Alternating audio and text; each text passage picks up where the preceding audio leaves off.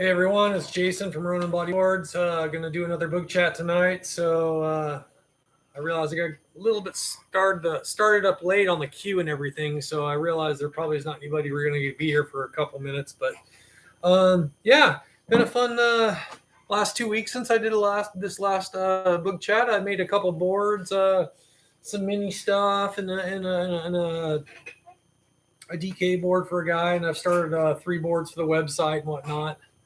Um, so looks like we got somebody here. Hello. Yeah. So like I said, I got a few 3 boards here. I've started for the website, and I have a few boards I made in the last week. So that's all good stuff. But I've been doing some other construction projects for one of my neighbors. I'd mentioned it in the last book chat. So I really haven't been working a lot on boards much in the last week. Just because I'm helping a neighbor out with a big construction project. So needed some help. Paying me good, so why not do it? And like I said, I'm dumping all the money back into the business for more materials and stuff, so it's cool. Anyway, maybe I'll just get going right into my boards. Try to make this one an hour instead of an hour and a half like the last one. The last one kind of drug on a little bit, I realized. So I'm going to try to keep them to an hour from now on. Really, that extra half an hour, unless the conversation's really going, I'm going to be cutting them off in an hour.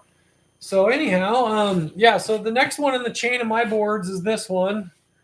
Gosh, I'm going to have to look at the number. I don't know off the top of my head anymore. I think it's 329 off the top of my head. I want to say it's it's a 3 to 6, like all my, I'm actually this one. I decided to go 3 to 5 on this one. So you can see it just has a single big channel through the center. And then it has like a 1 to 2 kind of channel down the outsides. Yeah. Channeled rails, deck traction bumps, single stringer. Yeah, good stuff.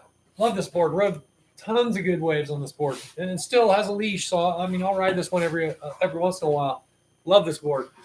But so I get a lot of questions sometimes, like, is that one's a 3 to 5 versus a 3 to 6, and just the only difference is it doesn't have that center bump, down the middle channel. So it really isn't a whole lot of difference. I can't feel a lot of difference between a 3 to 5 and a 3 to 6 when I'm riding. Really, it doesn't. It might have just a little less bite in the tail, but it's so subtle. I don't even think there's really much of a difference.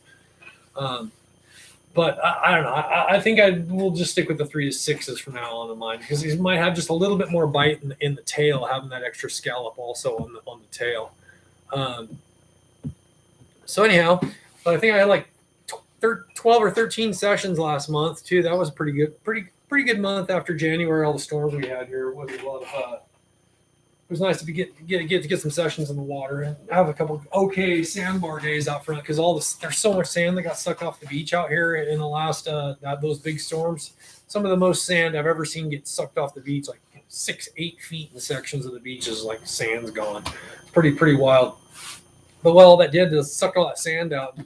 Created some really interesting sandbars out front in my house. It was like certain tides. You really have to be on it with the tides and how they were working over the sandbars to really maximize how good it could be out there. Because there'd be times where that deep hole in between the sandbars there was just no wave there. You mean even if you caught the outside sandbar and actually was big enough to break, you couldn't make it through to the inside sandbar. So you're kind of just going to ride the outside sandbar or the inside sandbar. But certain tides, it would make it all the way through, or certain tides, like the really high tides, seemed to be really fun. It would just miss the outside sandbar, just start breaking on the inside. I had a couple days right up front that were just amazing. So yeah, and those are all on this board. This is board number 420, which if you can look up any of these boards. This board I'm currently riding. I've been riding all winter. So yeah, love this board. Tons of good waves. It's a 3 to 6 channeled rails, just like I always have on my boards. Personal boards, traction bumps. This one though, it's a short stringer in it. So basically, there's a short stringer, a long full stringer, and then another short stringer. What it does is it gives you like a triple stringer kind of feel through the tail, but a single stringer kind of feel through the nose. So you can still get flexy or nose corners, but the tail corners and down through the tail, it's just stiff. So it just creates different flexes within the board. And I ride a short stringer in my Tombstone, and I really like how that one flexes. So I thought I'd experiment with this. For number 420, I might as well do that. But also, what it is I did a 3/4 inch stringer down the middle on this one, but it has 3/8 inch carbon fiber stringers for the outside small ones. So they're like solid rod stringers in the outside corners of this board, and a regular tube stringer, 3/4 inch tube stringer down the middle. So yeah, I mean, this board also has what I call a step deck, which that's kind of, I don't know if you can kind of see it. I mean, obviously it has deck contours, right? But the center bump of the deck, the whole part of this contour, is an 1/8 inch thicker than the rails. So the rails are going to be thinner than the center part of the board. The center part of the board has more volume in it. And from my 212 board, if you watch the last Boog Chat, the 212 board, the gray and white one, that's my warm water board that I've been taking to Hawaii. It has a step deck like this too, where it has more volume in the center part of the board than the outside of the rails. But this board is just a straight 3-6. And I had mentioned in the last one, I just wish this one was a 3-6 instead of having the step bottom quad that's on the other one. But this one just has a standard 3-6, but it has a step deck on it. So you get a little bit more volume through the center part of the board. I'm starting to become a real big fan of this. I've also put on just a little bit more weight in the last like 2 years than what I was in my early days. And I always like thin rails when my hands. I didn't want a really thick, bulky rail, but I'm starting to need more buoyancy, and I don't want to increase the rail thickness. So I just start putting all that volume goes in the center bump of the contours on this one. So yeah, and it's all ghost stamped, what I call a ghost stamp too. So basically, it's the same heat transfer stamp system that I do on all my boards when you see all the logos and stuff of a regular board. But what I do is I don't transfer any color. So you basically just like branding it, and it would be like a brand, like you're going to brand a cow. It's the same kind of concept. You're just melting the thing into the plastic, but you're not transferring any color. So that's what I call ghost stamping. Same thing on the deck. You can see that it has the 5-ring stamp here, but there's no color transfer. I just burned the hot iron into the deck. Use the same film that I used to transfer, but you just flip it over and use the other side of it, and then it doesn't transfer the color. It's a cool little trick with stamping. So anybody, yeah, I mean, I'm not sure where that I saw who did that first. I probably learned it in the Tubes factory, where I saw somebody do a no transfer of a color stamp the first time. So I've just taken that and kind of gone kind of somewhat crazy with it on some of the ghost stamping I've done on some boards recently. I mean, I've been doing the ghost stamps for a while now. It's a fun way. If you don't want you want logos, but you don't really want them to really show major on a board, it's a good way to do some cool logos, but they're really subtle. Hello to whoever's out there. Thanks for showing up. If you got a question or whatever, want to say hi, just, hey, Nick, glad to see you, man. Thanks for being here. Looks like it's me and you again tonight. Well, it always starts with us, and an hour in, we got maybe 5 or 7 to 10 people, which is cool. And, someday we'll have 50 people in here. It would be the goal. It'd be awesome to kind of share that kind of a flow of a conversation and I realize it also comes down to me doing it on a consistent time and schedule, and that'll help, it'll build followers and people want to show up and have chats, and it'll build the community of what I'm doing here. So, yeah, over time, I hope this little thing grows a little bit more. I mean, I've been doing now. If you go through the YouTube channel, there's quite a few of them to go back and watch and listen to in your spare time. You can go back and learn all kinds of cool stuff. And if you go back and through the catalog of stuff, you're probably going to discover some things that you're going to answer questions that you want to ask, and we've already talked about it in a previous episode. So, if you're sitting around, you're not doing much, you might want to just put one on and listen to it in the background. That's kind of that's how I even re-listen to some of these sometimes, just to make sure I'm not making a fool of myself, which I realize sometimes I am. But that's okay. I'm just here trying to be as transparent as possible. I don't think too many other shapers out there, I've said this before, I don't think too many other shapers are going to try to put themselves into this kind of an environment and share knowledge and answer questions directly to customers. But hey, like I said, I don't do what they do. I do what I do, and whatever, man. But I really like connecting with people and sharing knowledge. So that's what this whole thing is all about, these Boog Chats. So I'm glad if we got one person here. I'm glad that you're here every week, Nick. It really sets it off. I know you're here every week, so I appreciate the support. And you almost whacked Sterling on that one this week. That was a pretty cool little sequence of you guys out there playing the old whack-a-mole. Get off my wave. That was pretty cool. So yeah, I had some other topics I kind of wanted to get into today. basically the last two boards that I just kind of did earlier today, that I just showed you, the 327 and then the 420, are the last two boards that I've ridden over the last 2 or 3 years, probably 2 years. They've been around. Those have been my two main boards here at home for the last 2 years. And I don't have any other personal boards. I have a couple ones I realized early that are in my collection, but I really haven't ridden them. They're like in the first like 10 boards, the first couple that ever came off the laminator. I didn't want to sell them, but they're in the collection. So now that I'm all done with all my personal boards, what I'm probably going to do, I've been thinking of like, okay, now what am I going to do to fill 15 or 20 minutes of the time kind of explaining some features of my personal boards, is that I have I've had a lot of boards that have been given to me and things that I've acquired over all the bodyboard years and stuff, that maybe I'll just go through some of my collectible boards that I have, or vintage bodyboards that I have. Some of them are more modern collectibles, but some of them are, definitely cool old vintage stuff that maybe some people haven't really seen in person. So maybe I'll break a couple of those out over the coming weeks, and we can go through some of those other boards. And I'll try to pull them out in as chronological order as they were built. So if it's like a real early moray board or something like that, it doesn't even have a slick skin, it still has a PE skin on the bottom, I'll pull some of those out, because those are some like the first, really, I think some of the first bodyboards were really ever built, besides like the kit ones and some of the other things Moray were doing. They're square tail, they have bolt through scags. I've shown a few of those in the past, but I think that's what I'll do, is I'll start breaking out some of those some of my personal collectible boards that I have in my collection that I really haven't ridden them, just because I think they're really cool boards that are kind of more wall hangers than something I would take out in the ocean and want to ride. But yeah, maybe I'll break out some of those and we can talk and go over some of the features of those, and how maybe some of like you can get into, like, it's really cool to like look at some of those old boards and like look at the different, rail angles or something. I've always been kind of curious about that. I have pretty much my set rail angles on a normal board. Like this is, the chines cut at this angle, and then the lower rails cut at this angle, and that makes kind of the diamond shape of a rail. But man, if you change those angles, it will definitely change how a board planes and goes and trims in the water. I mean, you see your 60-40 and 50-50, but that's more rail ratio. That isn't really, like, you're not really talking about the rail angles and how they're cut.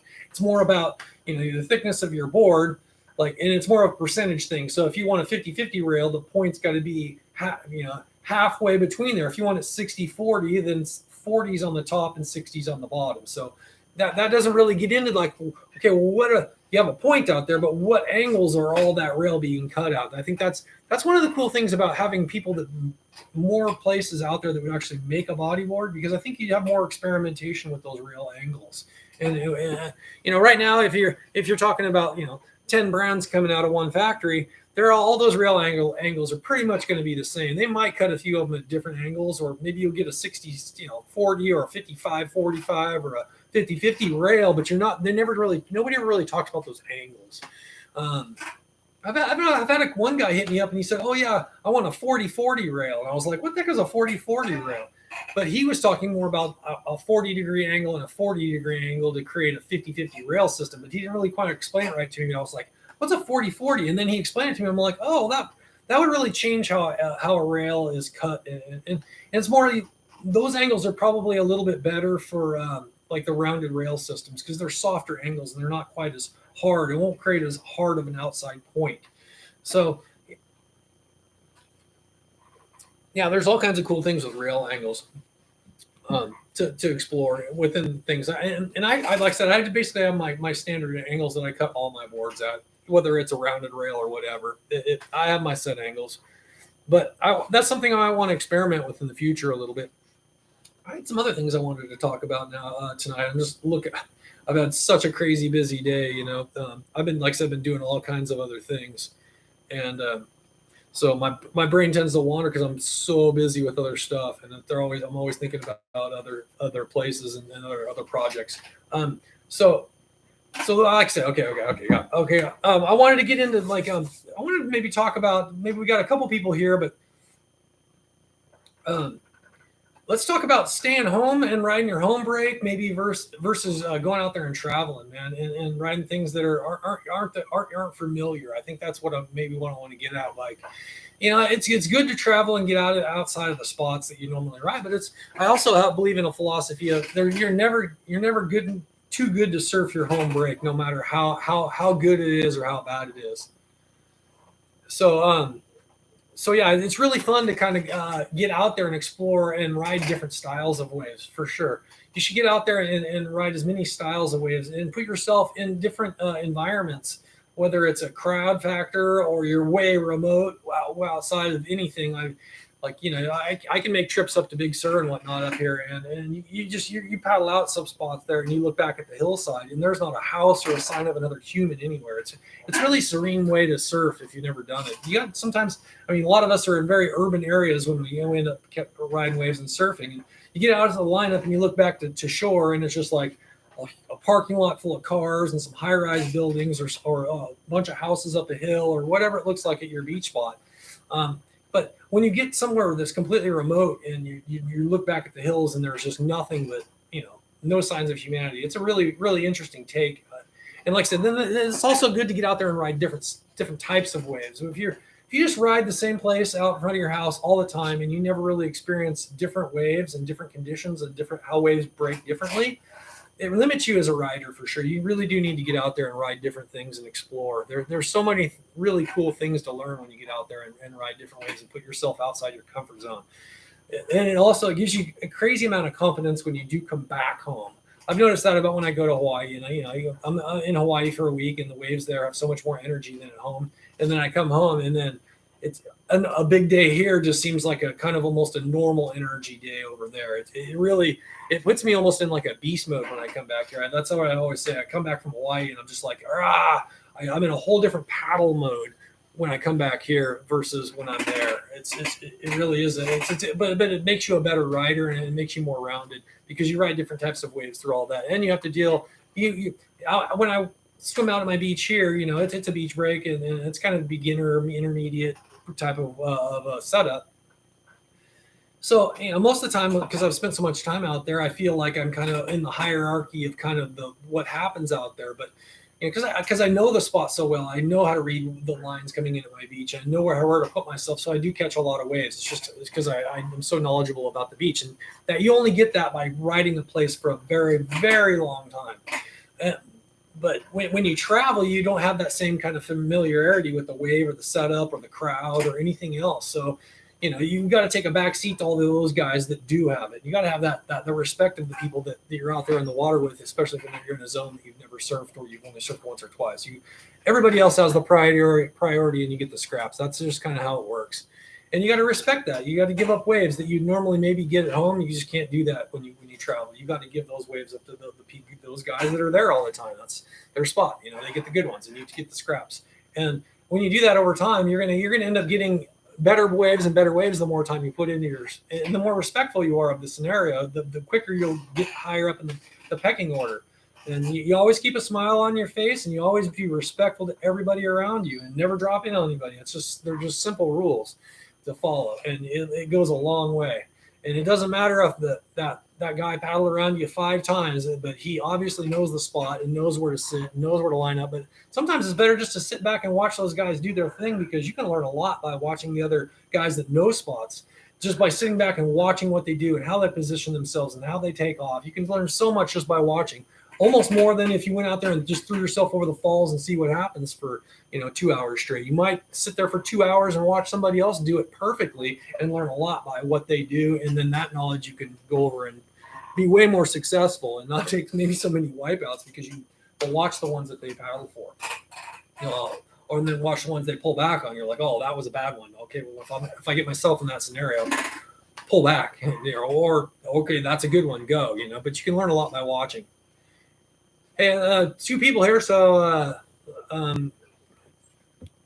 hopefully it's still Nick. Nick, you've done a lot of traveling. That's pretty cool. I like to watch your adventures, and you get out there and you get into some pretty remote stuff sometimes too. So all kinds of cool pictures I've seen of you and on your trips and stuff. But yeah, I think it is good to go out there and explore the world and see different things and get outside your comfort zone. It really does help broaden your view of life. It's a good thing, on all kinds of levels, not just surfing. Anyhow, I guess that's maybe enough about home break versus traveling to other waves. Like I said, it's good. I try to travel as much as I can afford to. It's a whole balance of what I do. If I had my way, I'd be in Hawaii 4 times a year. and then maybe somewhere else. I'd still love to get to the to South America or Central America. I've actually been to Peru. I've surfed, I bodyboarded in Lima, Peru. Um, yeah, man, I just wish I could afford to travel more. That's what basically what it comes down to. But but I live a pretty blessed life where I live, and I don't feel like I'm missing a whole lot living where I live because there's always so much surf right down the street from my house. That even though it's cold, there's just waves all the time. There's no shortage of waves here. So if I'm going to travel from here, it has to. It's. I mean, it's easy to find a place that's better than this, but it's I feel sorry for the guys like that live in Hawaii that they just when they leave there, it's hard to beat that. So you got to go to someplace even crazier. You got to go to Australia, you got to go to Tahiti, you got to go someplace that's really exotic still because you come from exotic. It's like hard. It's almost like you're taking a step backwards instead of forwards when you're talking about the warmth and the quality of the waves. It's just but there are good waves everywhere. You just got to get out there and explore. So. And they're not all warm. There's a lot of really good cold water waves. So, yep, got to get out there and explore. I encourage that. So yeah, I mean, I also handle, like I do all kinds of other things besides just build bodyboards, and you maybe could tell just by the stuff you see in the backgrounds of these videos is that I'm quite I do a lot of woodworking. I mean, my garage. Before it was a bodyboard shop, it was a full wood shop. So that's just basically been my life for years. That and architecture. So I basically gave up my architecture business for the time that I do Ronin now. But I still do a lot of woodworking projects. I mean, I get sucked into all kinds of random things that I still really enjoy that work, and it pays me well. And that all the money and stuff that I make from that side of my businesses all funnels into being able to buy materials and refeed this business as it needs it. But it's always just a constant juggle of all this money from different projects and all. But okay, what do I got to do to buy the next roll of foam or the next batch of stringers? And I realize, the portion of every board that I sell goes right back into material. There's a portion of that just covers the materials, right? And that number, if you look at the percentage since I've started, is just crazy. How much more just the basic materials are to buy a board, to build a board versus when I started 5 years ago. It's easily tripled, not tripled. It's gone up at least 30 to 50% at least for just the base cost of all the materials, like my stringers, the core pieces have gone up 50% since I started, or maybe even just a hair more than 50% since I started. That's a hurtful thing, when you're talking about the major piece of the board has basically just doubled in cost since in 5 years. So, I mean, that's one of the reasons why like I said, I've talked about this a little bit, why we had to increase the cost of the boards a little bit just to cover the increase of costs on the materials. It's just crazy. But but I'm not going to stop building boards, and I'm not going to, and like I said, I got to do all these other things to help feed this business. I love building boards. I'm never going to stop doing it as long as I can do it physically. And I still have the resource for the materials and have the machines to do it. I'm going to be doing it for as long as I can. Even if it's 1 to 2 boards a month, I don't even care. I'm still going to be doing. I miss it when I'm not like doing all these wood projects and the stuff for my neighbor. I'm not really in the shop really working on boards, and I go days in a row where that's all I'm doing is making boards. But now it's like I'm doing, I raised prices. I don't really notice it. There's been a little bit a slowing of orders, which actually it's a kind of a blessing in disguise because it worked out well with doing these other projects with my neighbors and stuff because I'm getting constantly bombarded, and I say no to a lot of that stuff these days. Just like all the architecture stuff, I have all these contractors and things that I've done projects with for years, and I was their main guy for all the plans and permits and stuff. And now I just told them, like, I'm not doing this anymore. I don't want to. All I want to do is build boards these days. So I just traded off that for this, and it really paid off in the long run. I feel way more in control of my own destiny by building boards than I do designing somebody's house or figuring out a remodel onto their house or whatever. I still have all those skills, and I can fall back on them anytime I wanted to. So, but for now, I'm gonna, like I said, I love this. I'm gonna be doing it for a while. Yeah. Anyway, so hey, looks like we got 3 people. If anybody has any questions, throw them in. But like I said, you can see these are the 3 that I'm building for the website. I just got some basic shapes cut on them, and there's no channels, no stringer holes drilled yet or anything. So I just barely cut the rail shape. I haven't even cut the top chine off yet. So yeah, I'll get back into those in a couple days or so. Like I said, I also mentioned in the last chat that there was a guy that was getting from Hawaii. He's going to send me a bend board and whatnot. So like he sent me this little bend mini. He was like, man, I really like this one, but you think you make it? But this is a 22-inch bend board. Pretty sure Jimmy JL built this one. It looks very, very, very much like his work, but pretty cool little board. It's got like a 50-50 kind of top chine, but this isn't like a rolled full one piece like what it was, but it has a cut top chine, and yeah, it's a pretty cool looking board. So I templated this out, but I just stretched it up a little bit for a 24, and then if you've been following, this is the little one that I made. That's the 24-inch version of that. I'm not totally. I mean, I think it came out pretty sick. It's got reverse channels on it. You can kind of see that. The reverse channels start wide and then they narrow out through the tail. So, and what that does is I think it creates just a little bit of lift in the tail. It's because the water is starting wide and then funneling out the tail. Yeah, this one came out. It's pretty sweet. But so this has the same kind of thing where you got a cut top chine piece and the lower rail. But I this board only has a single lower rail. If you look at it close, it only has.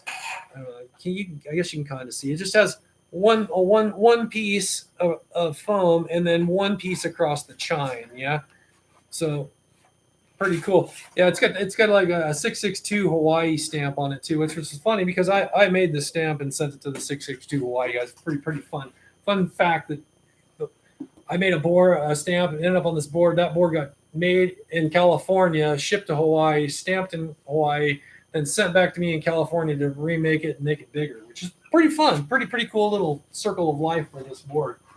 And like I said, yeah, this one, it just has a little bit, it was an interesting tail too. If you look at this one, what it is, it's like almost like a 3 scallop, but it only has the center, like if you did a full crescent through here, and then what I did was I just scalloped out where the channels exit out of the tail, right? So, but normally I would take this and scallop it out deeper for like a 3 scallop tail, because the scallop tail basically is just a full crescent layout, and then you scallop out where the ribs of the channels exit out of the tail, and then you create scallops in between all those ribs, right? But this was an interesting take because I basically just didn't cut out that center scallop, but it's a pretty cool little tail design. I don't even really know what to call it. Yeah, full crescent top. So yeah, pretty cool little board. 4 people here. That's cool.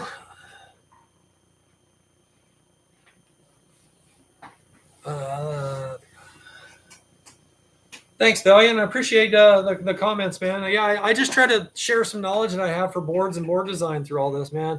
It's been a fun learning for me just to how to be comfortable sitting in front of a computer and talking for an hour. But it's a good experience for me to get outside my own personal comfort zone and how transparent I want to be with all this. I really want to be available to my customers and potential customers too. I'm hoping that these type of things can maybe answer a lot of the questions I have to deal with when I deal with customer service. Maybe somebody sits down and watches a few of these before they come to me and say, "Hey, I want a custom board, but I heard you talking about this channel system or this thing," and it helps me cut down on my customer service. That's one of my main motivators to do this in the beginning, but also to just maybe create a cool little a community of people that can come together and talk about some stuff or explore ideas. And then, and flip side of that is, if people have some input on some ideas about random things, and maybe that can influence some of the boards that I build for my website, or just some ideas that I explore on the boards that I build. I'm always looking for some way to improve something or try something. And I don't, like I said in previous ones, I don't like what ifs. So what I do is if I have an idea or I'm curious about something, I'll build it, man, because I don't like not knowing. Like I said, I build so many things. I can't personally ride all these tails and channel setups. Like I know what I like with the 3 to 6s and the 3 to 6 gallop stuff. But there are so many different types of tails and combinations of channels and tails out there. I personally can't ride all of them, So it's a crazy way. I do as much as I can, and if I'm ever in the water with somebody with a board that I built for somebody, and or even a different brand. I like to swap boards with guys that are riding different brands, just so I can, if I'm in the water and I know the person and they're curious about what I'm riding, and they want to just switch real quick in the water, and I'll do that for sure. I think it's cool to explore and ride different things, so that way you'll have a reference to what is good and bad. Because I think we get stuck in our own ruts with what we ride, and that's what feels comfortable. We always kind of stay in our lane, and we don't want to drift too far away from that, and because we want what's familiar. And when you're talking about a few $100s for some idea or something that somebody might think is a wacky idea, and you're not so sure it's going to work, and you're going to spend a lot of money on it, and versus something you could spend a lot of money on, is going to work because it's what you're riding already. It is a little bit of a risk maybe for the customer going, hey, I've never ridden all these crazy channels, I'm not so sure I need that. But if you haven't ridden it, and you have the what if, what if it's better? That's the thing for me, is I don't like what ifs. If I'm curious about how it goes, or I'll just build it and ride it. I did a lot of that, especially in the early days of this business. In the first maybe 50 boards, I have quite a few of them if you watched all these Boog Chats. And it was basically me exploring some different tails and channel setups that I wasn't able to build when I was in my tubes days. I mean, I was barely lucky enough to build like a 3-channel, full, like a long 3-channel there. So to start exploring all these other channel and tail designs, I didn't really get that kind of freedom until I started my own thing. And so once I did have that kind of freedom, I wanted to try different stuff and ride different things, so I have the knowledge and experience. But like I said, now that I'm almost 500 boards into it, the amount of combinations and things are just incredible. All the different stuff. So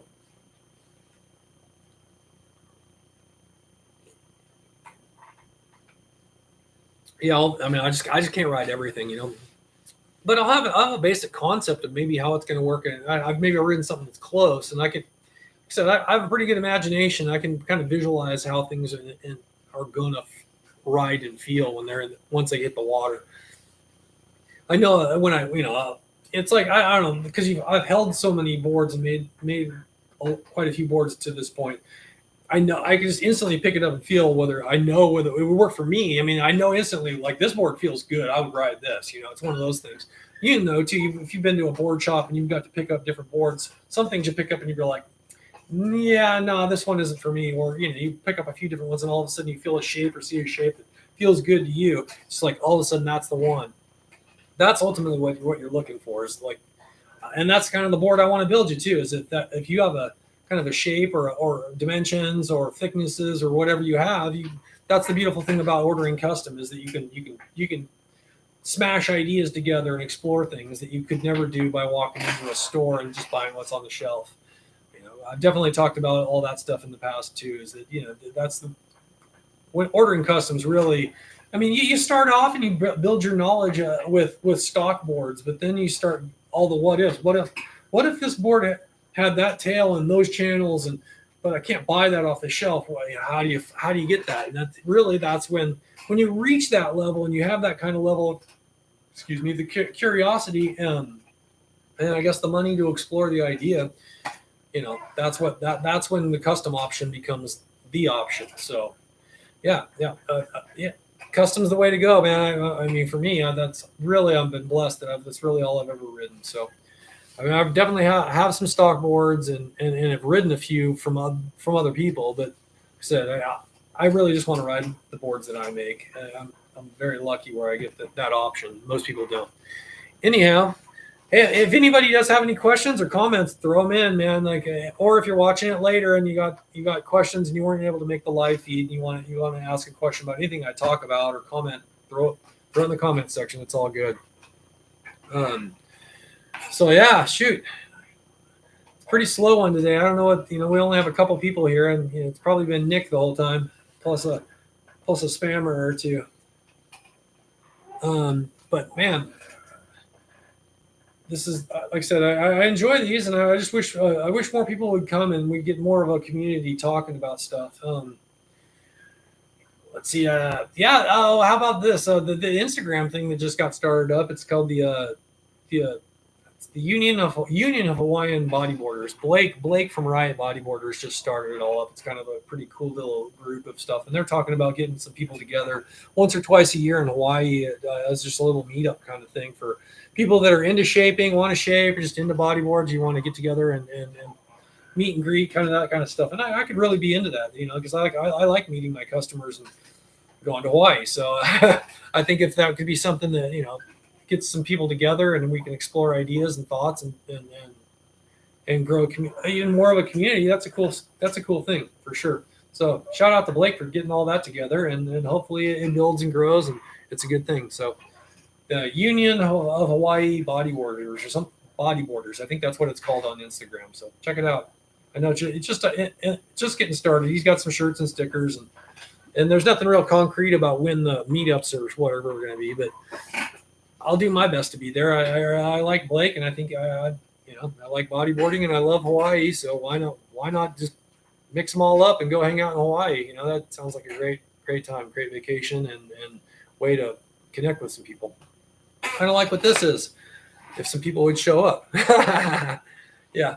So gosh, yep. Like I said, last Boog Chat is that I'm running low on a few colors, and said that's part of the reason why I've been hustling outside this business to use some of my other businesses to feed this one. So hopefully I'll be building some of the basic white, black, blue, yellow, red. I have plenty of red right now, but those other four, black, white, yellow, and blue, are some of the ones that I'm kind of missing right now. So I'd love to get some of those colors, those basic colors back in stock.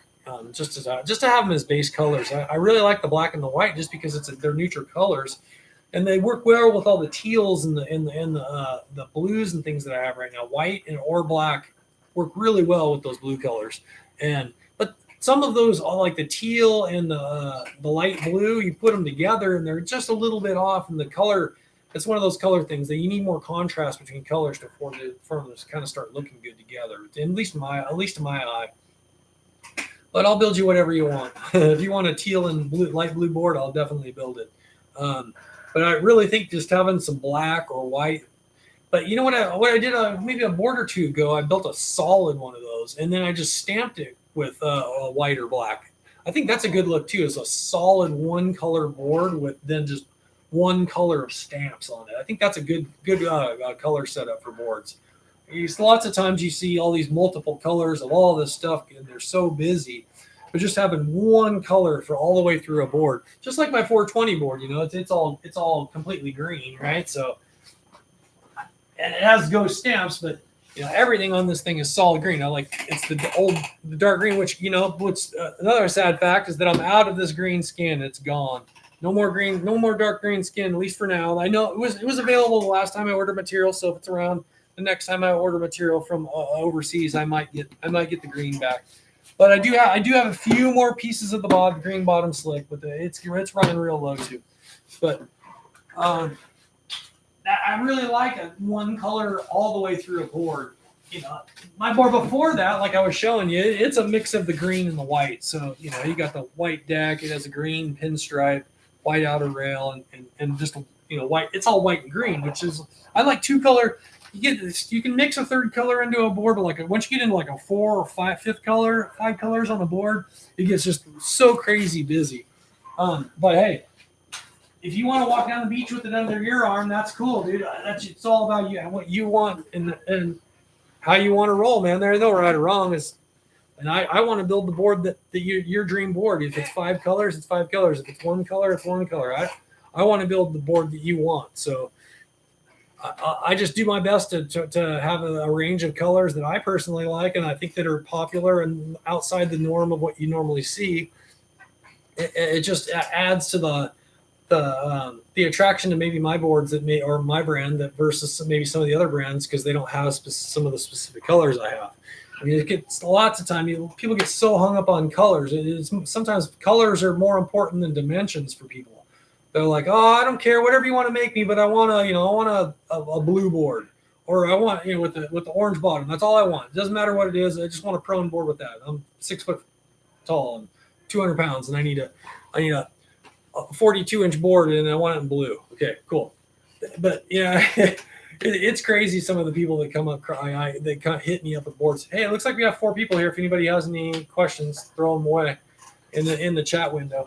Yeah, I got about 20 minutes to go. So yeah, yeah, I don't know. Shoot, busy times, just outside of the bodyboard stuff. But let's see, I got to surf a couple days ago. I haven't surfed in a couple days, but like I said, I've been working so hard doing all the construction stuff. Like, I'm glad this.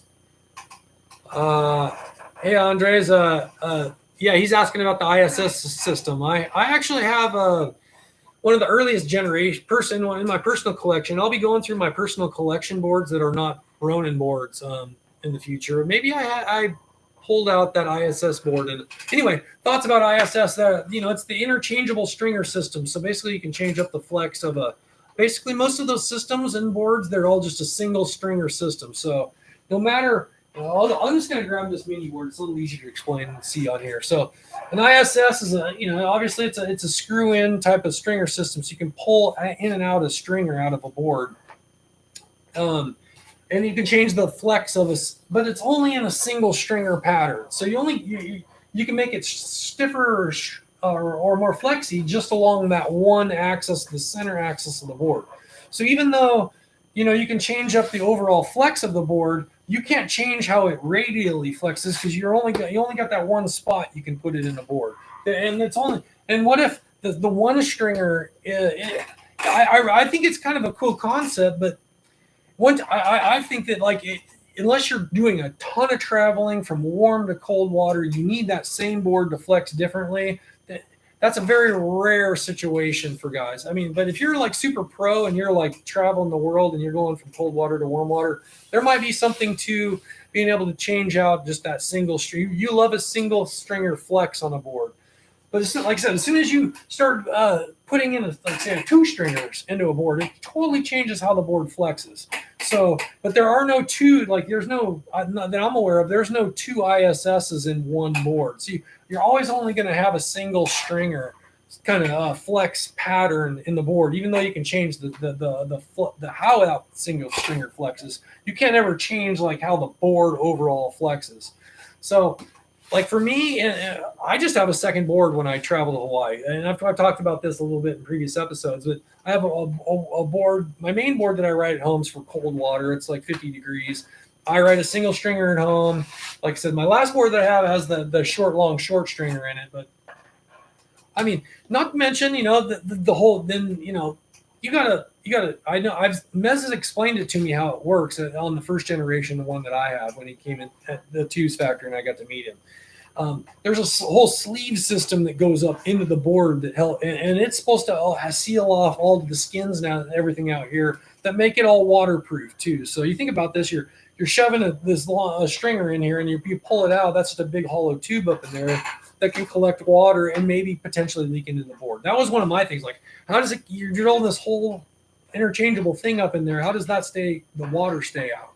It's one of the bigger things on a board is how do you keep the water out? So, but evidently it's a molded, like a lightweight plastic sleeve or something that I don't know. Don't quote me, but I think that's how it is there's a sleeve that goes all the way up into the board, and then it seals off out on the outside of skin. So I don't know. I think I love exploring ideas. So, and I love the concept of being able to change the flex of a board, but it's a little limited, I think, because you only have that one flex pattern.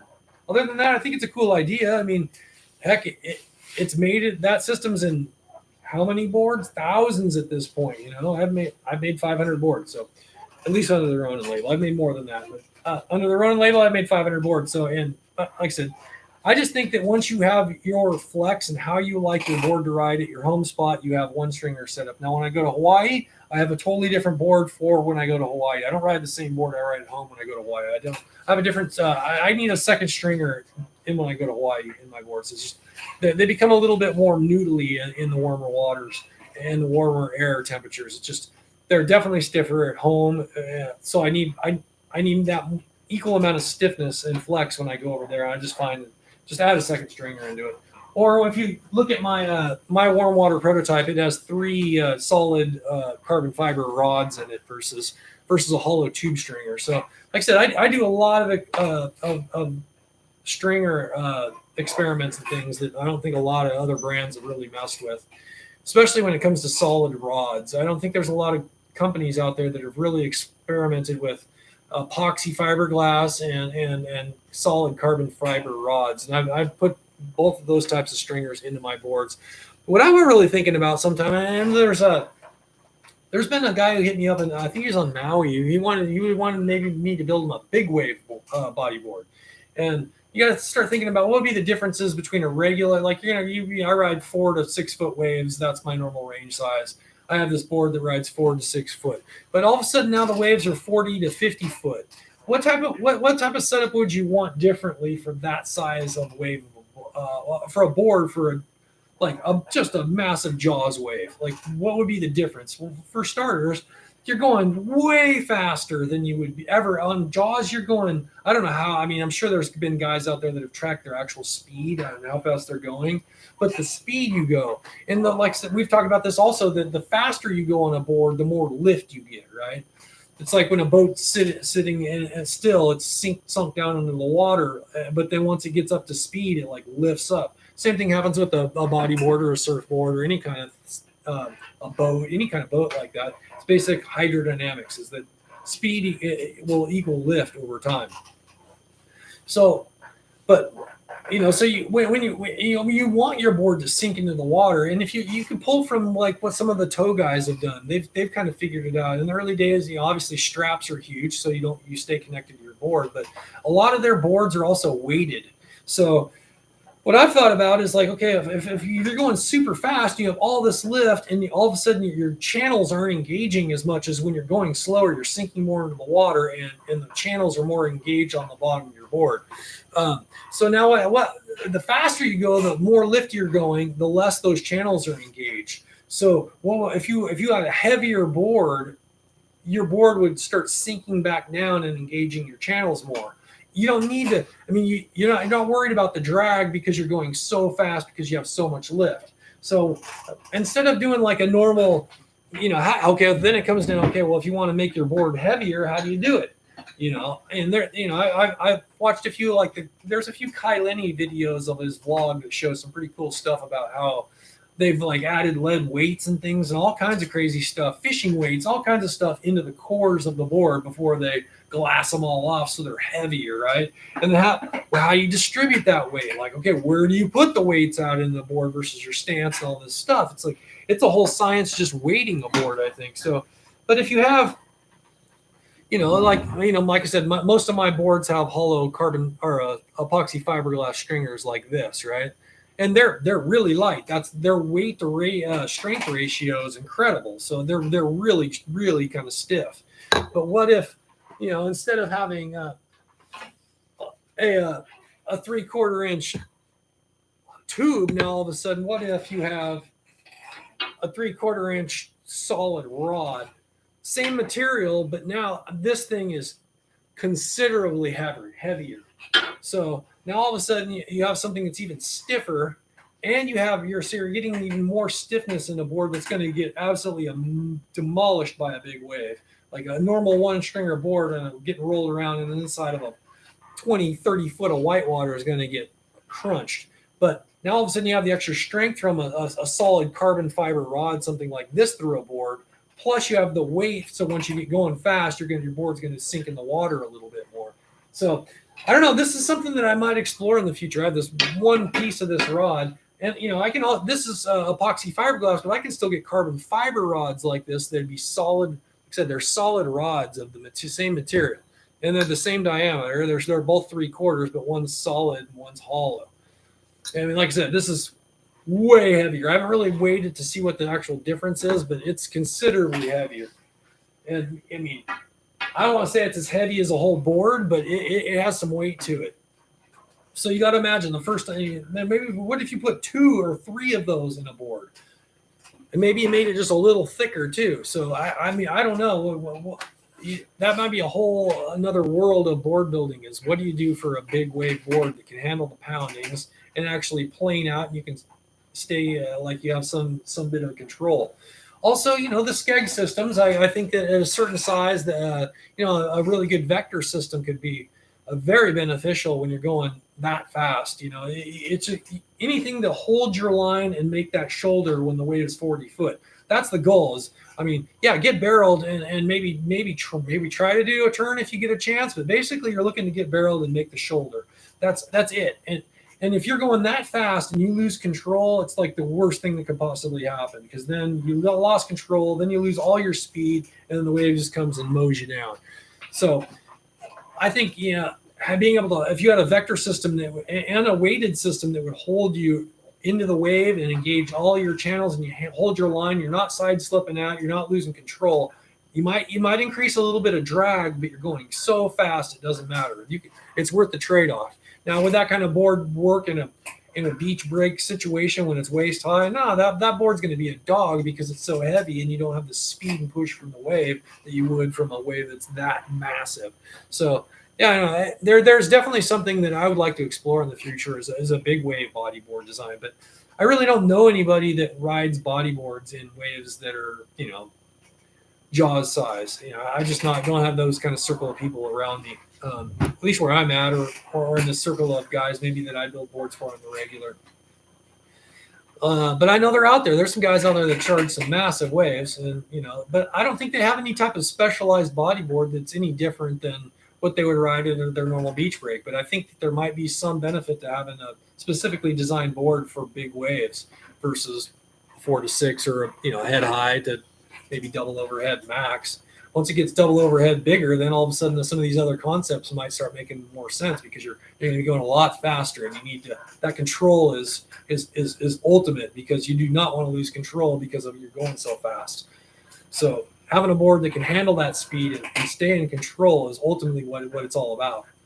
I talk about this over a few episodes too, is that speed comes from the wave, not the board, and how does the board handle the speed the wave provides. So that's ultimately what it comes down to. I'm a firm believer in that concept. Getting close to the 7 o'clock. Like I said, I'm going to be probably cutting off in an hour. It's been kind of a slow one. I appreciate Nick, if you made it the whole hour. Thank you, dude. I don't know. I mean, it's been a slow one. We haven't had too many other visitors. I've been sitting here chatting to myself basically for an hour. But that's cool. I got through all my boards, and basically now I've basically shared all of my personal boards that I put any kind of writing time into over the course of all these chats. I've been breaking them out, maybe three or four boards max per episode. And now I've been through all of them over my 20 plus years of riding. But yeah, I'll switch it up and start pulling out some boards from my collection, and we can start going over those in maybe in chronological order and exploring some of the concepts of those boards. There's some pretty wacky stuff in some of them, man. I mean, I got some, like vinyl decks and like I said, PE skin bottoms, and there's some couple cool boards. And Nick, you've seen them. You've been here. You've seen the stuff that's in the hallway back here. There's all kinds of cool boards to kind of pull out and explore. The moray stuff with the golf ball bottom slicks there's some cool boards in there for sure. Retractable fin stuff and all kinds of crazy stuff. There's some good stuff. Yeah, Nick. If you guys are anybody out there ever in the Morro Bay area and you're coming through, a lot of people get nostalgic and cruise up the coast here. But you're going to drive right by my house and shop if you're going anywhere north on Highway 1 out of San Luis Obispo. Basically, around San Luis Obispo, you got to make the decision whether you're going to go up Highway 1 or up the coast, or you're going to go Highway 101. And, if you want to take the scenic coastal route, you're on Highway 1, and you're going to drive right by my house, the place where I live. And, Highway 1 is just about a quarter of a mile down the road here. So, easy stop off, and I'm almost always around. And I don't mind sharing, and showing people stuff if you want to come by and take a look at, you never even have to hold one of my boards and you're curious about it. Come on by. I'll definitely break some boards out, and we can look at them and you can see what it's all about. Yeah, Nick, cruise up anytime. You and Nick, you and Sterling are welcome whenever. We could probably figure out a camp out at my place too, if you wanted to hang out here for a night or two. Or like I said, right at the bottom of my hill, there's a great campground that is right on the beach. It's a Morro Strand State Campground. It's on the north end of the beach here in Morro Bay. It's an awesome little campground. They have, bathrooms. I don't know if there's showers down there, but they have bathrooms and stuff, and it's a cool little campground right on the beach. So yeah, I mean, if you want to camp out for a day and catch some waves, 100 yards from where you're camping and right on the beach, it's a good little spot. Or if you know somebody I know, I mean, I kind of open my house if people are coming through if I know them too. So.